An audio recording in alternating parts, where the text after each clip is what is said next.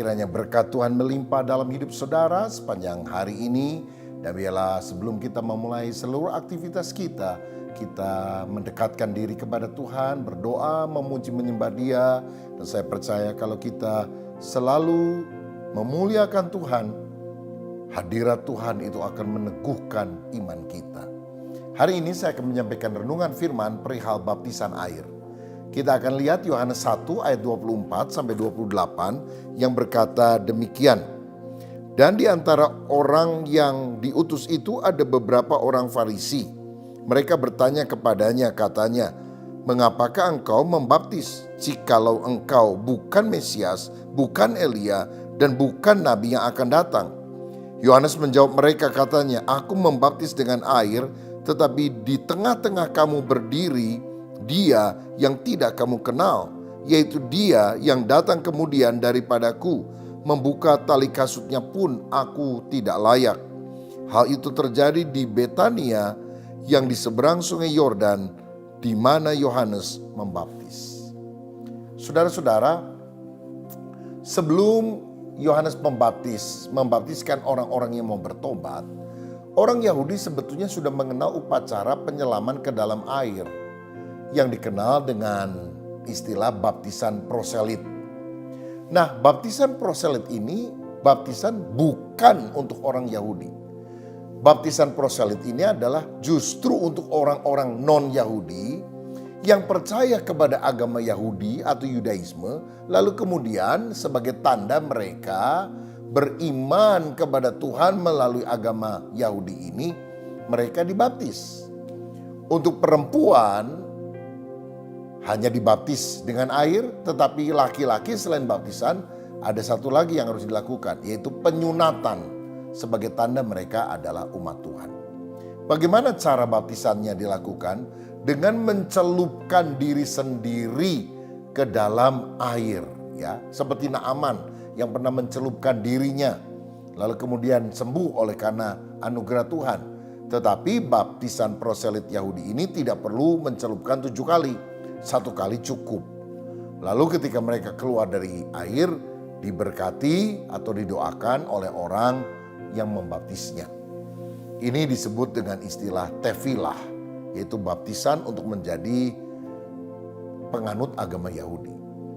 Tetapi Yohanes Pembaptis justru membaptis orang Yahudi dengan cara dibenamkan oleh Yohanes Pembaptis itu. Jadi beda kalau proselit Yahudi buat orang non-Yahudi, baptisan Yohanes justru buat orang Yahudi, saudara, yang dibenamkan oleh Yohanes Pembaptis. Walaupun bisa saja orang non-Yahudi juga ingin bertobat dan dilayani. Jadi jelas ada perbedaan, mereka tidak mencelupkan diri sendiri. Nah, kata baptis sendiri berasal dari kata Yunani, baptiso, artinya menenggelamkan. Ibarat sebuah kapal yang tenggelam masuk ke dasar laut. Atau mencelupkan, seperti kain putih yang dicelupkan ke dalam cairan berwarna-warni supaya mereka mendapatkan warna yang sesuai dengan yang diinginkan, entah biru atau merah atau yang lain. Berarti baptiso itu menenggelamkan atau mencelupkan. Berarti sepenuhnya dibenamkan ke dalam air, basah seluruhnya. Bukan hanya sekedar diperciki dengan air. Nah, kalau kita baca Matius 3 ayat yang ke-16, apa yang terjadi dengan Yesus ketika dia dibaptis, dikatakan demikian. Sesudah dibaptis, Yesus segera keluar dari air, dan pada waktu itu juga langit terbuka dan ia melihat Roh Allah seperti burung merpati turun ke atasnya. Jadi Yesus pada waktu dibaptis, dia masuk ke dalam air karena setelah peristiwa pembaptisan itu dikatakan dia keluar dari dalam air. Jadi kita melihat baptisan adalah penyelaman ke dalam air.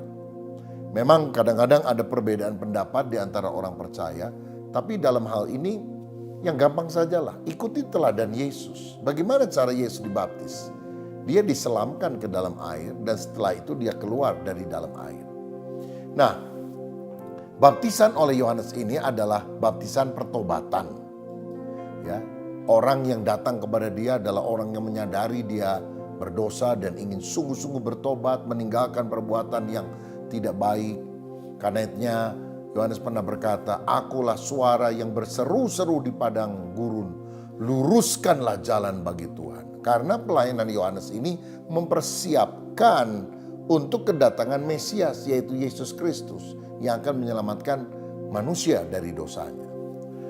Nah, karena baptisan Yohanes ini adalah baptisan pertobatan, pada waktu Yesus datang ke sungai Yordan minta dibaptis oleh Yohanes, Yohanesnya tidak mau dan dia bilang, "Aku malah yang harus dibaptiskan oleh engkau, bukan engkau yang dibaptiskan oleh aku." Karena Yohanes sadar bahwa dia juga memiliki dosa, artinya tidak suci sempurna. Berbeda dengan Yesus yang dikandung oleh Roh Kudus, yang adalah anak kudus, anak Allah yang hidup. Tetapi apa jawaban Yesus? Dalam Matius 3 ayat yang ke-15, Yesus berkata, "Biarlah hal itu terjadi karena demikianlah sepatutnya kita menggenapkan seluruh kehendak Allah."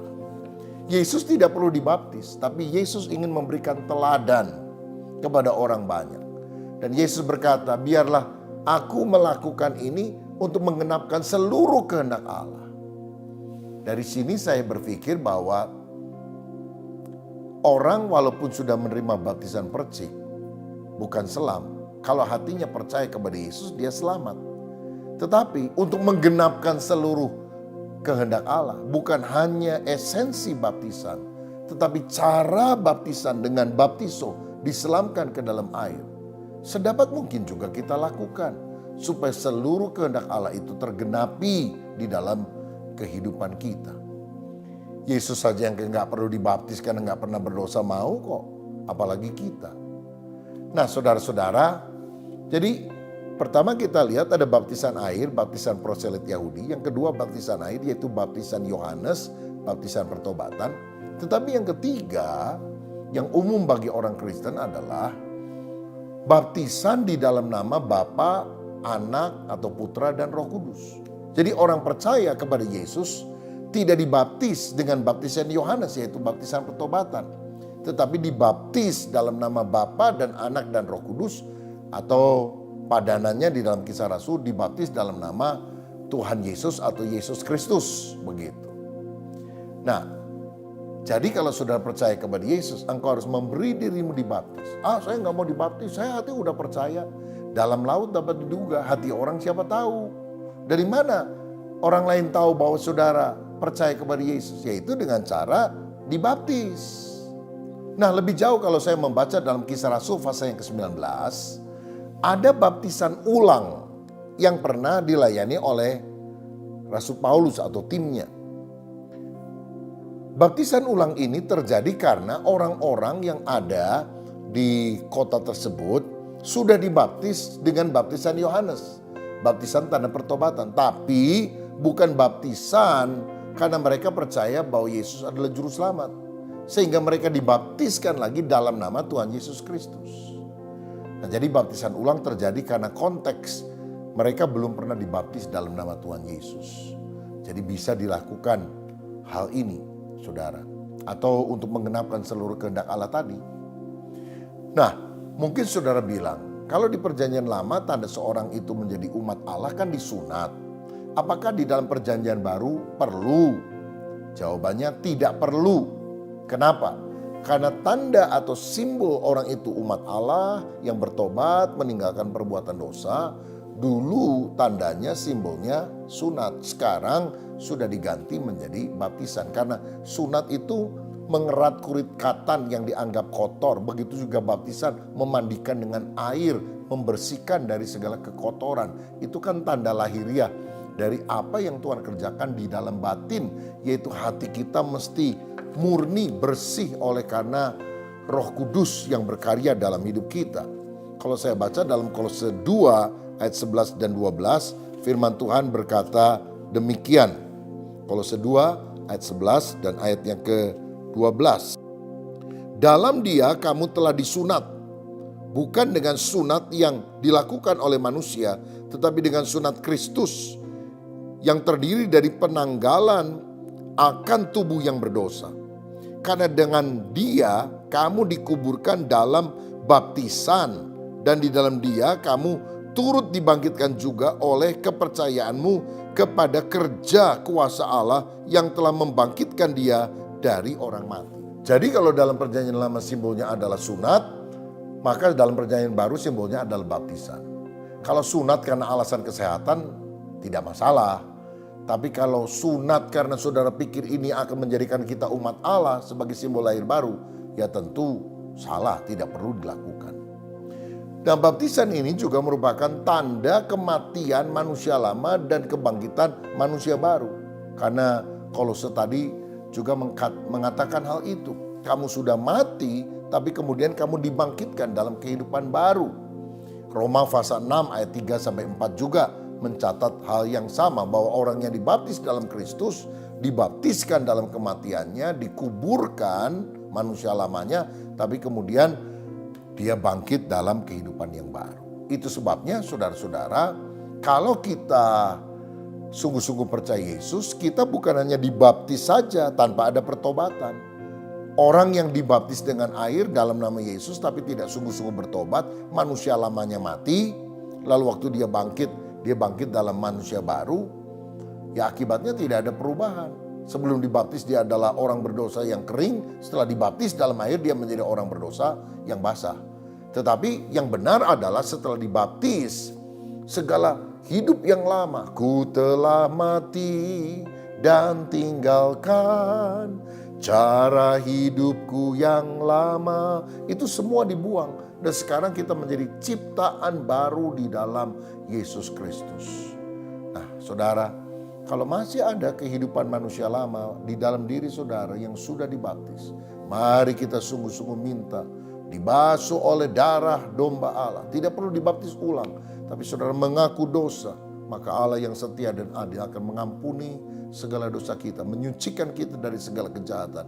Dan biarlah kita makin lama nampak kehidupan manusia yang baru. Karena orang yang dibaptis itu kan biasanya dipegang tangannya lalu dibenamkan seperti orang menguburkan mayat. Lalu kemudian waktu membangkitkan itu menandakan dia bangkit dalam kehidupan yang baru. Kiranya Tuhan juga memberikan hidup yang baru kepada kita semuanya. Tuhan Yesus memberkati.